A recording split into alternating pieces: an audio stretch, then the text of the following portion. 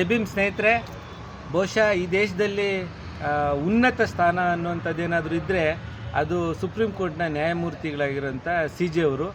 ಆದರೆ ಸಿ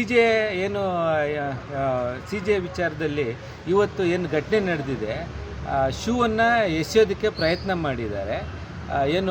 ರಾಕೇಶ್ ಕಿಶೋರ್ ಅಂತ ಅನ್ನೋರು, ಅವರು ಸಿ ಜೆ ಆದಂಥ ಗವಾಯ್ ಅವ್ರ ಮೇಲೆ ಶೂವನ್ನು ಎಸೆದ ಪ್ರಯತ್ನ ಮಾಡಿದ್ದಾರೆ.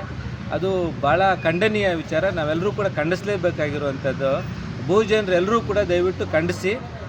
ಇನ್ನೊಂದು ಭಾಳ ಮುಖ್ಯವಾಗಿ ಹೇಳಬೇಕಾಗಿರೋದಂತೆ, ರಾಕೇಶ್ ಕಿಶೋರ್ ಅನ್ನೋರು ಶೂವನ್ನು ಎಸೆಯೋದಕ್ಕೆ ಪ್ರಯತ್ನ ಮಾಡಿದ್ದಾರೆ. ಅವರು ಏನಂತ ಹೇಳಿದ್ದಾರೆ ಅಂತಂದರೆ, ಸನಾತನ ಧರ್ಮದ ಬಗ್ಗೆ ಏನಾದರೂ ಅವಹೇಳನ ಮಾಡಿದ್ರೆ ನಾವು ಸಹಿಸಲ್ಲ ಅಂತ ಹೇಳ್ತಾ ಇದ್ದಾರೆ. ಹಾಗಾದರೆ ಬಹುಜನರು ಸಹಿಸ್ಕೊತೀವ? ನಾವು ಕೂಡ ಸಹಿಸ್ಕೊಳ್ಳೋದಿಲ್ಲ. ಸನಾತನ ಧರ್ಮ, ಈಗ ನಾವು ಬೌದ್ಧ ಧರ್ಮವನ್ನು ನಾವು ಭಾಳ ಗಂಭೀರವಾಗಿ ನಾವು ಫಾಲೋ ಮಾಡ್ತೀವಿ. ಅಥವಾ ಅದಕ್ಕಿಂತ ಮುಖ್ಯವಾಗಿ ಈ ದೇಶದ ಕಾನೂನನ್ನು ಬಹಳ ಉನ್ನತ ಸ್ಥಾನದಲ್ಲಿರುವಂಥ ನ್ಯಾಯಮೂರ್ತಿಗಳ ಮೇಲೆ ಶೂವನ್ನು ಎಸೆಯುವಂಥ ಪ್ರಯತ್ನ ಮಾಡಿದ್ದಾರಲ್ಲ, ಅದನ್ನು ನಾವು ವಕೀಲರಾದಂಥವು ತೀವ್ರವಾಗಿ ಖಂಡಿಸ್ತೀವಿ.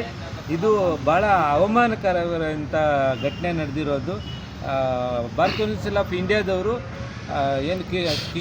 ರಾಕೇಶ್ ಕಿಶೋರ್ ಅನ್ನೋರನ್ನ ಸಸ್ಪೆಂಡ್ ಮಾಡಿದೆ. ಆದರೆ ಅವರ ಮನಸ್ಥಿತಿಗಳನ್ನು ಬದಲಾವಣೆ ಮಾಡಬೇಕಂತಂದರೆ ಅಂಬೇಡ್ಕರ್ ಅವ್ರನ್ನ ಮತ್ತು ಬುದ್ಧರನ್ನು ಓದ್ಕೊಳ್ಳೇಬೇಕಾಗಂತು. ಮತ್ತು ಈ ಘಟನೆನ ಎಲ್ಲರೂ ಕೂಡ ಖಂಡನೆ ಮಾಡಿ. ಜೈ ಭೀಮ್.